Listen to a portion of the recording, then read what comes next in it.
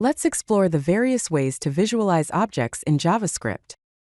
This includes basic string conversions and advanced debugging techniques. Here is a simple example, where a user object with a name and age is created. When the object is logged to the console, it displays the object's key value pairs. The default toString method returns an object string, unless it is overridden. It is called automatically when an object is converted to a string. As you can see in the example, when the toString method is called or when a string is concatenated with the object, the output is object. The string function converts objects to strings more safely than the toString method, gracefully handling null and undefined values. As you can see when we use the string function, for an object it returns object, for null it returns a string null, and for undefined it returns a string undefined. To provide a meaningful string representation of your object, you can override the toString method. In the first example, a user class is created with name and age as parameters. The toString method is overridden to return a string that includes the user's name and age. In the second example, a product class is created which has name, price, and stock as parameters. Here the toString method is overridden to return a string that includes the product name, price, and its stock status, which is conditional. JSON.stringify converts JavaScript objects to JSON strings. JSON.parse converts JSON strings back to JavaScript objects. In the first example, we have a user object with name, age, and active properties.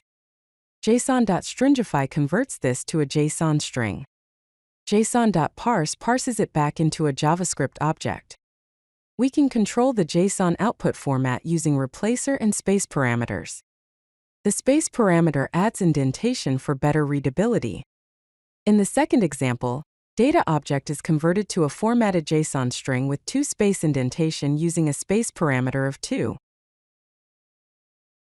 You can use a custom replacer function to transform values during serialization. In the first example, the replacer function checks if the key is password. If it is, it returns a hidden string. The password value will be replaced by the hidden string in the JSON output. Objects that have circular references can cause issues during JSON serialization. We can create a safe replacer function that handles circular references. In the second example, a team object has a manager property, and the manager also has a team property, thus creating a circular reference.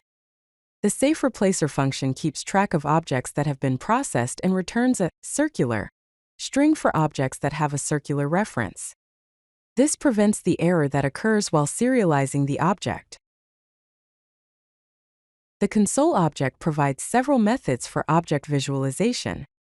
The console.dir method displays the object structure, including non-enumerable properties and the prototype chain. The console.table method displays array of objects in a table format. The console.group method helps group related logs together. We can also create a custom object formatter to improve visibility of the object in the terminal. In the second example, a function, formatObject, converts the object into a string. It replaces the opening and closing braces of the object with color codes. This highlights the object boundaries when printed to the console. When debugging objects in a browser, you can log the object using console.log. The object is a live reference. If you change the object later, it will reflect the changes. If you need a snapshot of the object at a specific point, then you need to clone the object using structured clone. Console.assert is used for conditional logging. It will log an error message only if the given condition is false.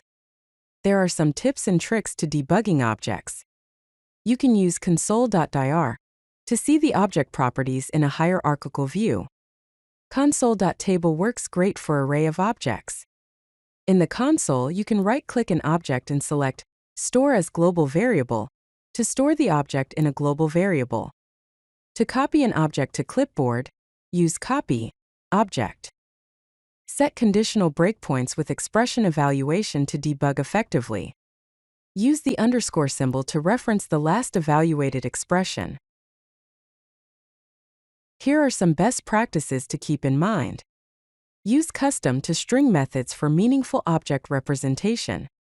Use replacer functions to handle sensitive data. Handle circular references in complex objects. Choose appropriate console methods for different data structures. In summary, we have covered string conversion methods including toString, string, and JSON.stringify.